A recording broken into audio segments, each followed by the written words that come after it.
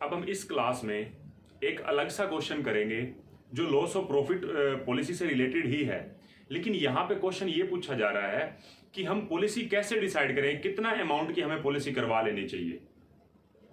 एक एक्सपेक्टेशन पूछ रहे हैं कि अगर मान लो फ्यूचर में आग लग जाती है प्रीमिसेस में, तो हमें जो प्रॉफिट का लॉस होगा या स्टॉक का, फिलहाल ये क्या पूछ रहे हैं कि प्रॉफिट का अगर जो मुझे लॉस होगा उसके लिए मुझे कितने रुपए की पॉलिसी करवा लेनी चाहिए। तो ये क्वेश्चन है हमारा। यहाँ पे हम लॉस ऑफ प्रॉफिट नहीं निकाल रहे या क्लेम नहीं निकाल रहे, हमें पॉलिसी कितने की कम से कम की करवा लेनी चाहिए जिससे हमारी सारी भरपाई हो सके नुकसान की, प्रॉफिट के नुकसान की। ठीक है, तो इसीलिए एक क्वेश्चन है आपका एग्जाम्पल नंबर 16। एग्जाम्पल नंबर 16 निकालो आप, उसमें पढ़ो। ये आपके कहीं आरटीपी या एमटीपी में भी है ऐसा क्वेश्चन। देखो इसमें क्या कह रखा है, a trader intend to take a loss of profit policy with indemnity period of 6 month. एक ट्रेडर पॉलिसी लेना चाहता है 6 महीने की इंडेमनिटी पीरियड की, और however could not decide the policy amount, लेकिन ये नहीं डिसाइड कर पा रहा कि कितने की पॉलिसी ले। From the following detail suggest the policy amount. Turnover in the last financial year है 4,50,000 रुपए, और standing charges in the last financial year है 90,000 रुपए, और net profit earned in the last year was 10% of the turnover. Turnover का 10% हमारी क्या है, नेट प्रॉफिट है। And the same trend was expected in the subsequent year, और subsequent year में भी वो ट्रेंड एक्सपेक्टेड है। ठीक है, और टर्नओवर में इंक्रीज होगा एक्सपेक्टेड जो है 25%। इसके अलावा एडिशनल खर्चे होंगे अगर हमें सेल को बढ़ाना है, तो वो होंगे 31,250। देखो इतनी बातें बोल रखी है। मुझे बताओ, आप जब लॉस ऑफ प्रॉफिट के पॉलिसी के जो कैलकुलेशन करते हो, वहां पे आप किस किस चीज का क्लेम मांगते हो। एक तो आप किसका मांगते हो, जो आपकी short cell into GP ratio, मतलब जो प्रॉफिट का लॉस हुआ। दूसरा आप किस चीज का क्लेम मांगते हो, दूसरा आप मांगते हो एडिशनल खर्चों का। बस आपके वही रिकवर हो जाए, बहुत है। यही चीज आपने इस क्वेश्चन में अप्लाई करनी है। सबसे पहले आप जीपी रेशो निकालो, पता तो लगे पहले प्रॉफिट मार्जिन क्या है। तो जीपी रेशो आप लास्ट की इंफॉर्मेशन को यूज कर सकते हो, लास्ट ईयर की। तो कैलकुलेशन ऑफ जीपी रेशो, आपकी टर्नओवर जो है लास्ट ईयर की वो 4,50,000 रुपए, और 10% एक्सपेक्टेड है प्रॉफिट, 10% प्रॉफिट होता है, सॉरी। तो 45,000 हमारा प्रॉफिट हो गया, प्लस इंश्योर्ड स्टैंडिंग चार्जेस जो हमारे हैं। स्टैंडिंग चार्जेस, अब एक बात बताओ ना, यहाँ पे इंश्योर्ड थोड़ा बोलेगा, इंश्योरेंस ही तो करवाना है। और आप किसका इंश्योरेंस करवाएंगे, सारे स्टैंडिंग चार्जेस का इंश्योरेंस ही तो करवाएंगे। यहाँ पे इंश्योर्ड लिखेगा ही क्यों, आप सोच के देखो। आप पॉलिसी ले रहे हो, मैक्सिमम कितने की पॉलिसी लेनी चाहिए जिससे आपका सारा लॉस रिकवर हो सके। तो ऑब्वियस सी बात है, आपको सारे स्टैंडिंग चार्जेस का इंश्योरेंस करवाना चाहिए, आपको कुछ भी अनइंश्योर्ड रखना ही नहीं चाहिए। इसलिए स्टैंडिंग चार्जेस अब की बारी काउंट होंगे। ऐसा मत सोचना कि इंश्योर्ड होता था पहले। तो यहाँ पे हम पॉलिसी लेने की सोच रहे हैं कि कितने की पॉलिसी लें, तो हम सारे के सारे स्टैंडिंग चार्जेस का इंश्योरेंस करवाना चाहेंगे। तो वो कितने रुपए के हमारे खर्चे, 90,000 रुपए के। लास्ट ईयर की हमारे जो सेल्स है इनटू 100, तो ये हमारे पास निकल के आ रहा है, ये हमारे पास आ रही है जीपी रेशो 30% आ रही है। हाँ जी, 30%। ठीक है, अब 30% निकलने के बाद मेरे को ये तो पता लग गया कि 30% मार्जिन मेरा है। अब आगे क्या करते हैं, देखो मुझे एक बात बताओ, आपकी सेल्स पिछले साल कितनी हुई थी। आपकी पिछले साल सेल्स हुई थी 4,50,000 रुपए। इसमें ट्रेंड ऐड कर दो।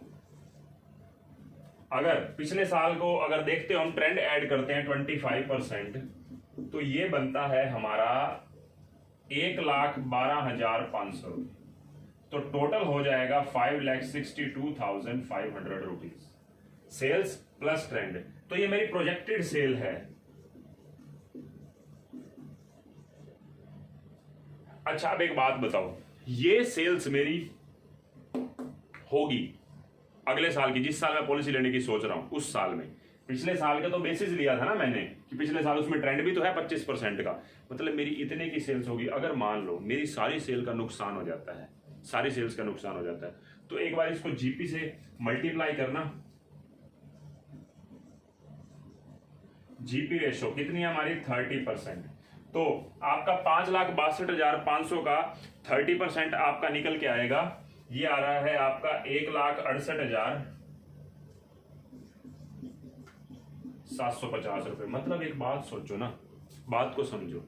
अगर मान लो आपके प्रीमिसेस में आग लगती है, इतनी सेल्स का नुकसान मैक्सिमम हो सकता है, मतलब इतने प्रॉफिट का नुकसान हो सकता है, इतने प्रॉफिट का नुकसान हो सकता है। मैं ये बोलूंगा जीपी रेशो 30%, तो प्रॉफिट और एक्सपेक्टेड प्रॉफिट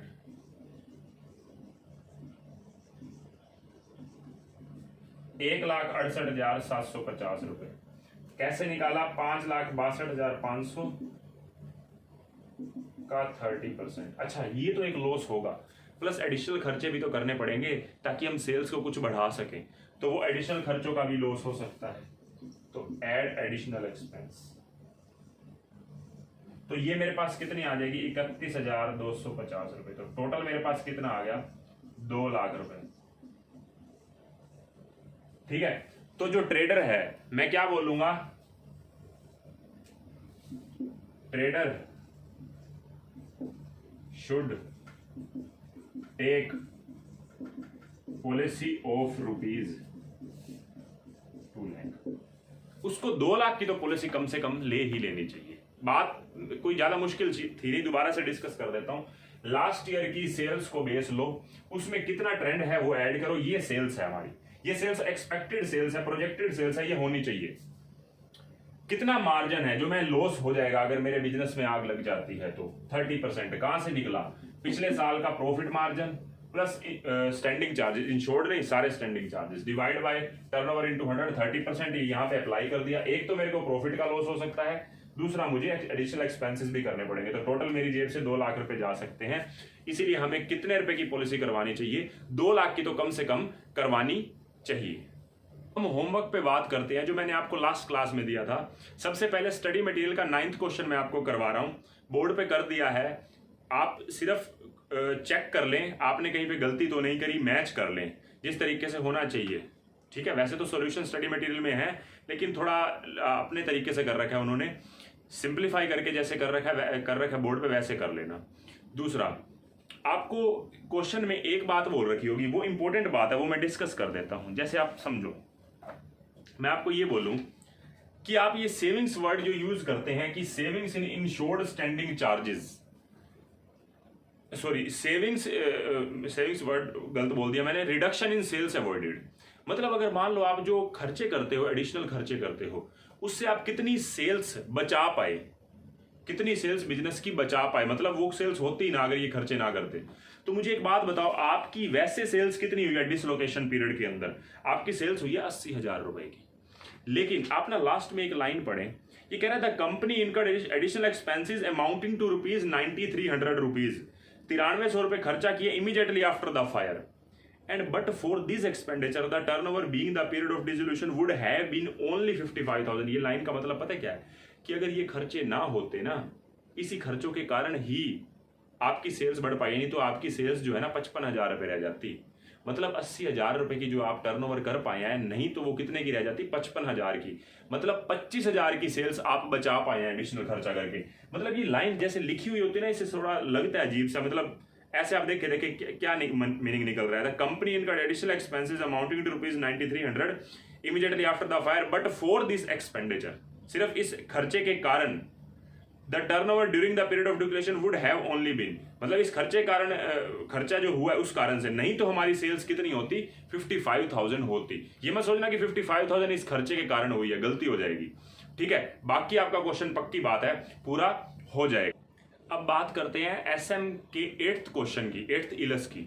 लेकिन मैंने आपका बोर्ड पे नोट कर दिया है, सिर्फ आपको करना क्या है, उसको अपना आंसर मैच करना है। मेरे लिए इस क्वेश्चन में बताने लायक कुछ भी नया नहीं है। ठीक है, तो आप नोट कर लो। ठीक है, आप ये नोट कर लो, बस मैच कर लो। आप वीडियो पॉज करके देख लो कि आपका आंसर ठीक है, कहीं पे दिक्कत तो नहीं है, गलती तो नहीं है, बस इतना ही कर लो। ठीक है,